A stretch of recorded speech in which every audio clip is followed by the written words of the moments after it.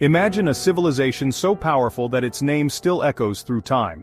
A civilization that built roads stretching thousands of miles, created laws still influencing our society today, and commanded armies that shaped the world. This is the story of the Roman Empire, from its meteoric rise to its tragic fall. Buckle up, because this is the entire history of the Roman Empire. Our journey begins in 753 BCE, where legend tells us that Rome was founded by Romulus and Remus, twin brothers raised by a she-wolf. But let's set the myths aside. Rome was originally a small settlement on the banks of the Tiber River, a mere dot in the grand world of antiquity. However, its location was strategic: fertile land, trade routes, and natural defenses. These factors allowed Rome to grow from a kingdom into a republic by 509 BCE, when the last Roman king, Tarquinius Superbus, was overthrown. And just like that, Rome was no longer ruled by kings. Instead, power shifted to the Senate, a governing body of aristocrats. But make no mistake, this republic wasn't exactly a democracy like we know today. It was controlled by the rich and powerful, the patricians, while the commoners or plebeians fought for a voice. Rome wasn't content with just being another city-state, it had ambitions. And like a hungry beast, it devoured its neighbors. First it conquered Italy, then it set its eyes on a greater prize, the powerful Carthaginian Empire. Enter Hannibal, the Carthaginian general who led his war elephants across the Alps to attack Rome. It was one of the most daring military maneuvers in history. But Rome, it adapted.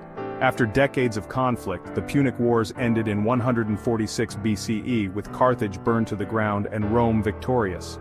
Rome was now the supreme power of the Mediterranean. By the 1st century BCE, Rome had grown too big for its own good. Political corruption, social unrest, and power struggles created instability.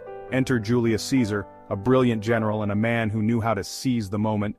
His conquest of Gaul made him a hero to the people, but his growing power terrified the Senate. When he famously crossed the Rubicon in 49 BCE, civil war erupted. The result?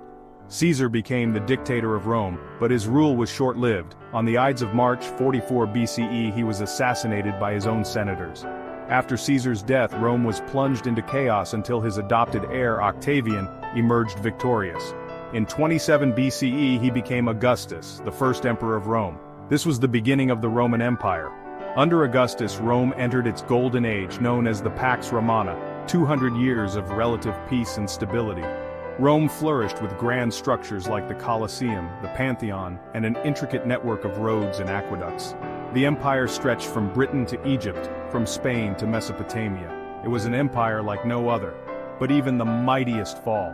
Rome's massive size became its greatest weakness. Internal corruption, economic troubles, and barbarian invasions chipped away at its strength. One of the most infamous moments in Roman history came in 476 CE, when the last Roman emperor, Romulus Augustulus, was deposed by the Germanic leader Odoacer. This marked the fall of the Western Roman Empire. But wait, Rome didn't vanish completely. The Eastern Roman Empire, later known as the Byzantine Empire, would continue for another 1,000 years until 1453. So, why does Rome still matter? Because its influence is everywhere. Our legal systems, our languages, our architecture, even our calendars, are shaped by the Romans. The empire may have fallen, but its legacy, it lives on. Thanks for watching. If you enjoyed this video, don't forget to like, subscribe, and hit the bell icon for more epic history content. Let us know in the comments, what part of Roman history fascinates you the most? Until next time, keep exploring the past.